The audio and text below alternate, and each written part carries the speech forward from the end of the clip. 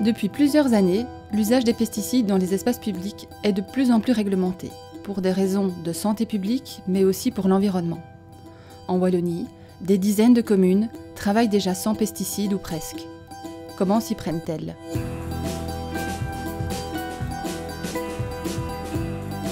À Rarène, par exemple, les services techniques ont dû arrêter les herbicides du jour au lendemain. Pourtant, les responsables techniques ont pris le temps de réfléchir et d'analyser la situation pour faire les bons choix en matière de matériel. Après l'étude globale qu'on avait faite avec le service travaux, on a eu l'occasion d'engager un étudiant qui a fait un plan de gestion différencié détaillé, ce qui a permis de définir exactement les surfaces à travailler. Vu la complexité des différentes surfaces qu'on retrouvait sur notre commune, nous avons décidé d'aller rechercher les expériences dans d'autres communes. On a aussi été aux rencontres organisées par le pôle wallon de gestion différenciée sur l'utilisation des machines. Entre la décision de la commune de travailler sans pesticides et l'achat des machines, nous avons eu l'occasion de louer plusieurs machines et de pouvoir les tester, ce qui nous a permis de prendre une décision mieux en connaissance de cause. Donc par exemple, on a acheté un porte-outils où on a dessus la possibilité de mettre une brosse de désherbage où l'on va travailler plutôt les clinkers. Si on se retrouve avec des pavés anciens irréguliers, notre choix a plutôt porté sur la machine à eau qui permet de ne pas détériorer les joints par exemple. Et on a choisi aussi le brûleur à gaz parce que nous avons beaucoup de surfaces d'empierrement.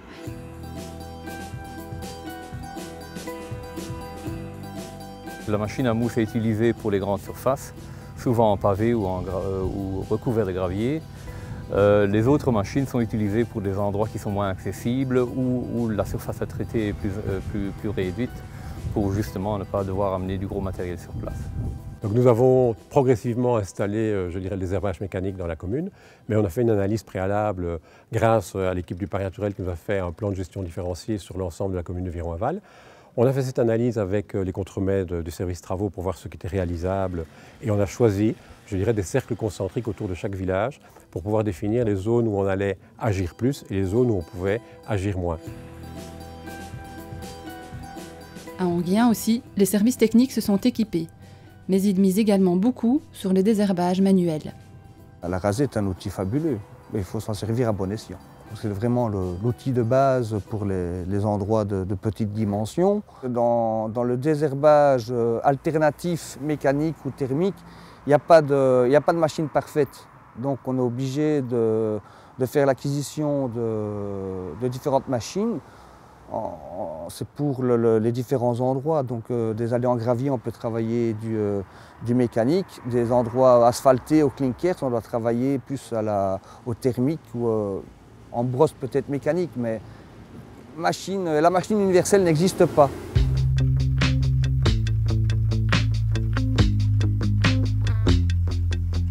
On a dû tout revoir au niveau de l'organisation du travail. Le collège communal ici engage chaque année une personne à partir du mois de mai jusqu'au mois de fin septembre, uniquement pour le désherbage thermique. Donc il travaille en collaboration avec un collègue qui lui est là toute l'année pour cet âge-là.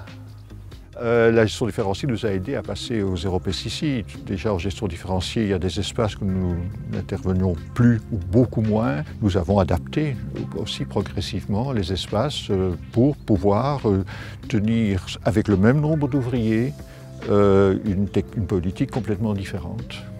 On a déjà une partie du personnel qui est fort sensible à la végétation, qui ont l'esprit vert, je vais dire. Et en changeant certaines personnes d'équipe, certains ouvriers expliquent aux autres, et les ouvriers qui ne connaissent pas prennent goût et ont des initiatives. C'est valorisant d'être responsable d'une machine, parce que c'est quand même une belle responsabilité. C'est quand même du beau matériel et ça fait plaisir de travailler avec du beau matériel, c'est sûr. Une chose très importante en matière de désherbage alternatif, c'est le planning au niveau du travail.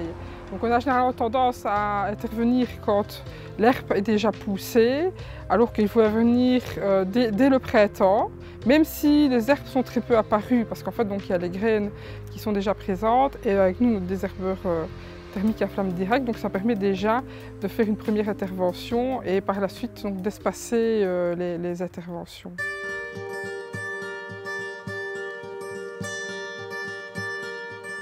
Ce qu'on essaye de faire, c'est d'accepter, de faire comprendre à nos citoyens que l'équipe est réduite et donc on ne sait plus passer dans les villages aussi régulièrement qu'on pouvait le faire avant parce que les techniques utilisées sont beaucoup plus longues, même si on a trouvé des brosses désherbage qui sont très efficaces. Ce qu'il ne faut pas oublier, c'est qu'en n'utilisant pas de pesticides, on n'arrivera jamais à un niveau comme avec les pesticides, donc il faut une certaine tolérance aux mauvaises herbes.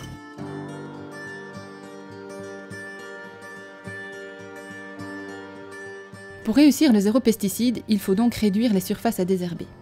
Des plantes couvre-sol comme les géraniums vivaces, les sédums, les sératiums, des semis de prairies fleuries ou simplement du gazon donnent aux espaces un aspect accueillant sans demander trop d'entretien. On peut aussi recourir à des revêtements qui empêchent l'apparition des adventices. Première chose, on voit à quoi sert l'espace.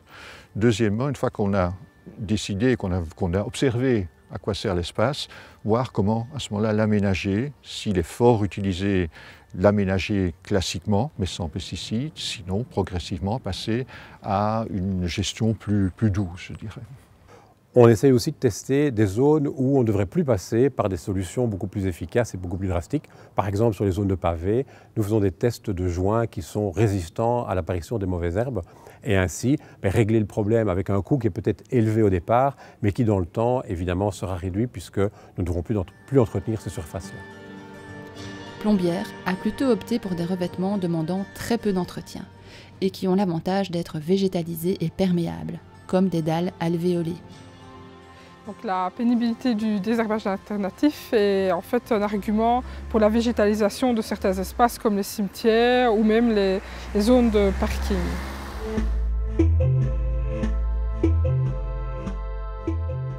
Les machines de désherbage ont leurs limites. Il faut donc avant tout réduire les espaces à désherber et communiquer pour changer de regard sur les adventices. Pas de solution unique, à chaque commune de trouver sa propre combinaison d'astuces. C'est comme ça, de toute façon, on n'a pas de retour. Ce sera comme ça et le zéro mauvaise herbe n'existera plus.